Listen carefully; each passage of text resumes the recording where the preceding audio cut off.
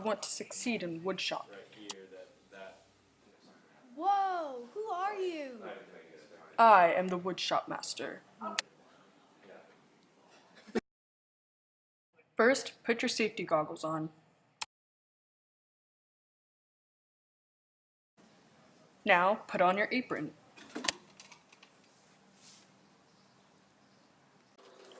These are the tails you have to tie when putting on your apron.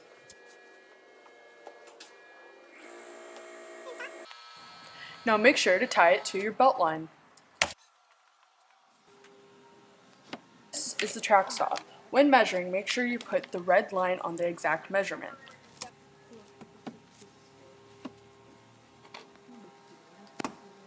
Before cutting, make sure you clamp your piece securely. The clamp should click if it is tight. Then turn the dust collector on.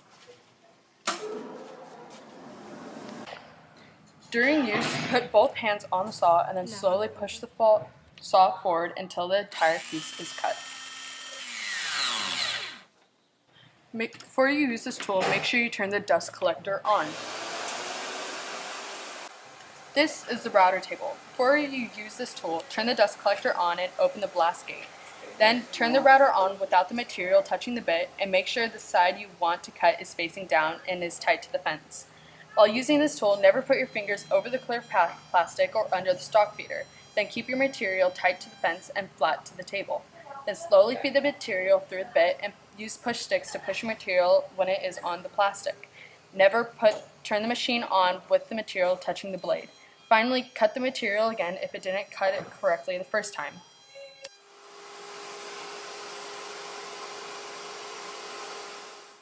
This is the Orbital Sander. Before using, make sure the tool is off. Then place the sanding material onto the tool and make sure the lines line up.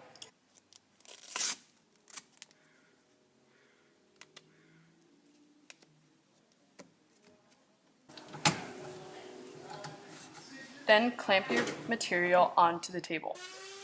Then sand the spot you want to sand and finish.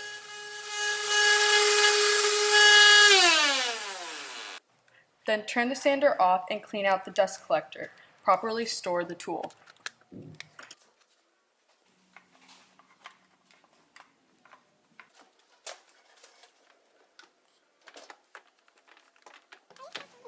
This is a Craig jig. Before you use this tool, set the depth adjustment to the thickness of your material. Then adjust the collect to be 1/8 inch above the bottom of the Craig jig. 3. Adjust the clamp to secure the jig tightly to your material and align it to the correct location. While using this tool, drill holes where needed with your material clamped to a table. Then remove the clamp and move it to the next location and tighten it using the chuck key. Then remove the chuck key. You want to make sure you clamp your piece down and the lasers line up.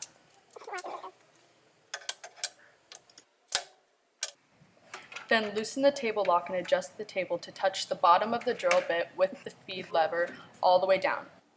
This is the drill press. Now slowly lower the feed lever till you have cut all the way through the material.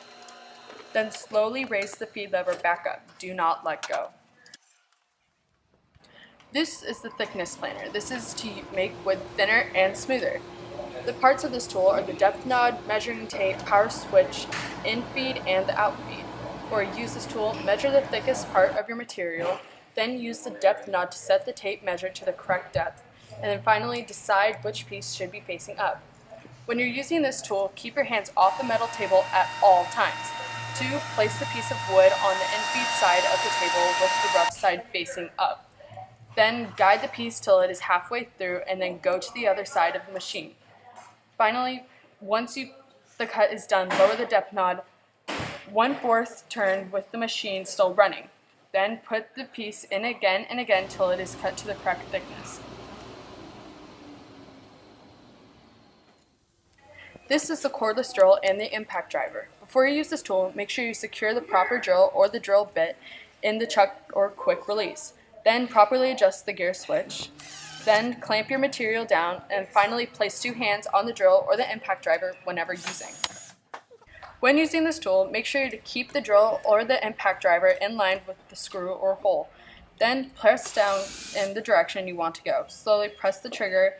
If it makes a wrong sound, stop and realign the drill or the impact driver. Uh-oh, your drill is out of charge. Push on the white part and then slowly pull and you will see that the battery comes out, and then put it into the charger. And then put a fresh battery into the tool. No, no, no. Always put it on a table nearby. Turn on the dust collector. This is a belt and disc sander. While using this tool, hold the material with both hands. Press the material gently to the sander and always move it. Don't stay in one spot. Then get the material flat on the table. Never sand on the right side of the disc sander. Only one person operates it at a time, and hands should never be closer than 1 inch.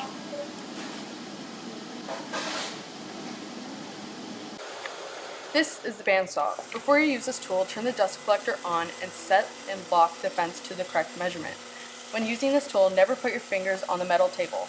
Make sure you keep your material tight to the fence and flat to the table. If the material is long, work with a partner. Use 2 push sticks to push your material when it is on the metal table. Then never turn the machine on with the material touching the blade. After you use this tool, turn the machine off and gently step on the brake till the blade has come to a complete stop. Then finally, clean up your scraps. This is a scroll saw. When using this tool, keep your fingers at least 2 inches away from the blade. Then fingers should never be behind the blade, and don't forget your material. After you use this tool, clean up after yourself. I am not your mother.